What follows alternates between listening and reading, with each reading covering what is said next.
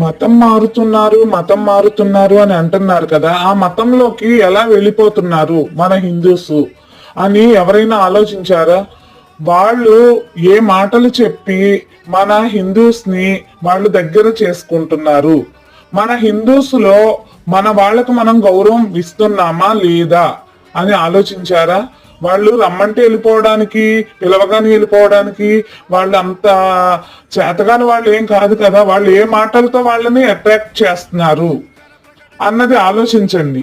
మనకు మనం గౌరవం ఎక్కడ ఇచ్చుకుంటున్నాము?